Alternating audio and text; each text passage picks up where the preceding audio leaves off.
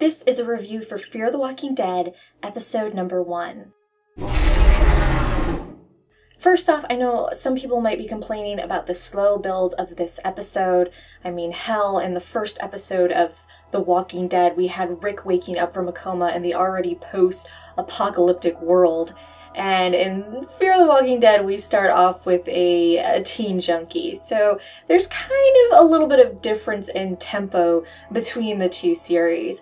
But honestly, this is what I was looking forward to in Fear the Walking Dead. That slow build to the zombie apocalypse, watching everything breaking down while everybody else is oblivious and slowly coming to the conclusion that there's something very wrong here. In the very first episode, we see helicopters constantly flying over LA. We see missing person posters. We see these videos going viral online of people being bit. And then we also see people trying to rationalize it away and ignore it. And I really want to see when it comes to the point where it's the I can't ignore it anymore threshold, it's too late. If you have the story sync, there's some cool tidbits shown in there to kind of illustrate how the end is coming and how it's progressing. There was a news article about a man where their family called the police and they were freaking out because the husband had attacked the family and his kids, and then the police show up, and then outside he's eating his cat, and he turns and he starts charging at the police, and the police think, okay, we gotta take this guy out. They shoot him, and then the logical explanation is, oh, the guy was on drugs. We're waiting for the tox report to show that clearly this guy wasn't in his right mind. So we already see in those stories that people are trying to rationalize it away and just dismiss it as something else. Even think of the teens' response to seeing the zombie being shot on the highway. Oh, it's obviously a hoax. And why wouldn't they think about that? Think how many times we've been hoaxed or something has turned out fake in real life. A video goes viral and it looks so real and it's so crazy. And then on further inspection, we're, oh, okay, yeah, it was fake. So it's believable in this world that they're just going to dismiss it as some type of hoax or prank or something like that. And unfortunately, that aids in their fall, is them being normal, rational, skeptical human beings. Another cool part of the story sync is there's actually a memo from the World Health Organization that shows the governments were aware of this new virus and what was going on, but they're not informing the mass public. And in this memo, they tell healthcare professionals, ignore, do not resuscitate orders. Your #1 priority is to make sure people stay alive, and after 60 seconds, if the person doesn't come back, you are to move them to a secure location and restrain them. Which is why you see the medical team, when the old man starts coding in the room that he is sharing with Nick, the health professionals instantly are like, okay, we need to get him down, because 60 seconds had gone by and they weren't bringing him back, and they knew procedure. They needed to get this person to a secure location. And I would imagine that the medical staff already had dealt with something like this before, that someone had already coded and they dealt with it, so the team is very, we need to get this person out. But how scary is that? The government knows, the World Health Organization knows, and they're not telling the mass public. I understand we have to worry about rioting and looting and all that, but you almost think that if they were to send out a message saying, hey, there's this new virus going on, you know, maybe people, you should be aware, stay at home. If somebody dies, these are the steps you need to take. If somebody is acting weird and coming at you and biting, get to a secure location, call the police, let them know what's going on. But because the government is keeping it to themselves, probably to keep calm and understand what's going on before they make the public aware, it also adds to their downfall, which I think is another cool thing to show, and something, honestly, I could see our own governments doing. But how has that memo not leaked by now? You can't tell me that the CDC has given that memo to tons of hospitals and healthcare professionals, and no one has told a loved one, taken a picture of it, emailed it, something, which makes me think that's why maybe some more internet savvy people know what's going on regardless of the government trying to keep it hush. we see Tobias go into the school and he has a knife. And when confronted about it by Maddie, he says, yeah, no one's going to college. It's basically game over. No one's living the life they thought they would. And you gotta think, besides the viral videos, besides the missing person posters, what if that memo actually is online and the people that are more into that and more tech savvy and all that have seen that memo and it's, oh shit, I need to defend myself, something really bad is going on, but the general public doesn't know yet. Which is actually something I think you would see in the real zombie apocalypse or any basic breakout, is the people that are more entrenched in that type of stuff, they would be aware of it before the mass public became aware of it. And I actually really like Tobias, and I hope that he becomes part of the main cast.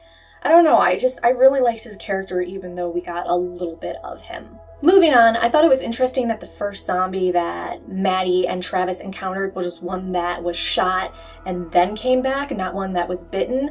I think this probably means that their group is going to figure out a lot sooner than Rick's group did that you don't have to be bit to become a zombie or the infected or whatever they're going to call them. Which I think is another interesting point of Fear the Walking Dead, seeing the similarities and the contrast and the progression of this group versus Rick's group and what they've gone through. How are they going to survive compared to Rick's group? What are they going to figure out before or much later than what Rick and co did? How quickly will they resort to crueler, more desperate acts? I really feel like the mom, Maddie, is going to become the more colder person that is able to kill to survive, and Travis is going to be the more logical one trying to hold on to humanity, and Nick's just going to be the one that runs people over with cars.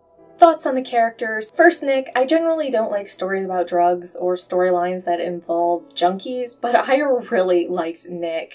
He is the first person that we see to witness a zombie, and he feels like he's going crazy. And despite him being on drugs and coming down from it and probably going through withdrawals right now, I think he responded really realistically to how a normal person would respond to seeing a zombie or your friend eat the flesh of another human being. You're going to think you're going crazy and you're going to freak the fuck out. Especially think about it that this world we're seeing is one that's devoid of zombies. There's no zombie stories, there's no zombie movies, the word doesn't even exist. So it's not like our world where if a zombie outbreak would happen, we'd all be ready to go, just survival mode, we'd understand what's going on. They don't in this world. And I really think Nick's response was the most realistic out of anybody in this first episode. Side note, did anyone feel like he kind of looked like Johnny Depp and was channeling him a little bit? And fun side note, he is actually the son of the actor that plays Stannis Baratheon on the Game of Thrones, and he was Tom Riddle. Alicia, Maddie's daughter, I'm kind of meh on her. She just seems like a generic teen that wants to get away. I really wish we would have seen her boyfriend die because he is so very dead. Travis, I really like him even though he makes stupid decisions such as going to a drug den in LA at night. Why would anyone go to a drug den at night? I mean, hell, why would you even go to a drug den, period? But at night? He's supposed to be an intelligent teacher. An intelligent teacher would not go to a drug den at night, shouting, trying to find his significant other's son, and expect to make it out of there unscathed. But regardless of that kind of stupid moment, that scene was actually really well done.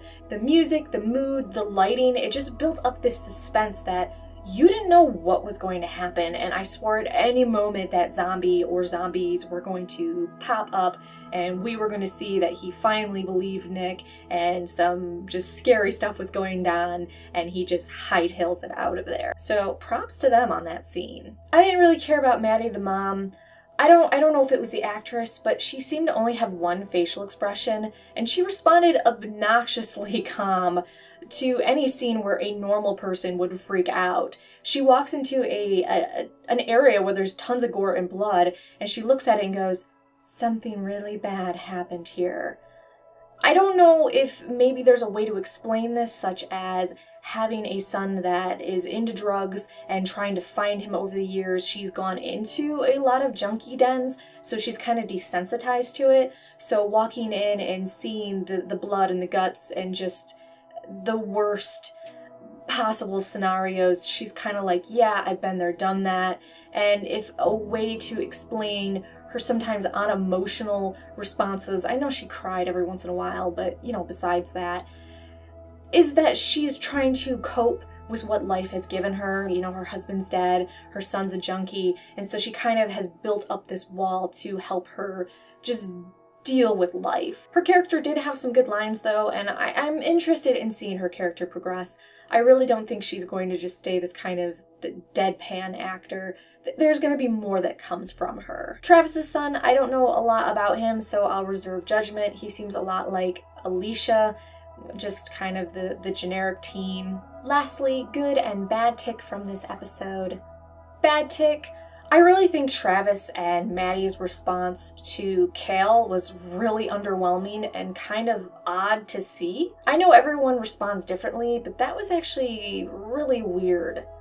Unless you deal with constant carnage in your life, seeing a teen or anyone be hit by a vehicle repeatedly should probably freak you out. Especially when Kale was first coming at them and he has this blood-soaked shirt and this bullet hole, and then he tries to bite Maddie and she's just kind of like, oh, get him away, he bit me, and not really responding. And then Nick gets into the driver's seat and is hitting this boy over and over, and he keeps getting up, and they're not like screaming at him like, Nick, what are you doing? Nick, no, oh my god, how does he keep getting up?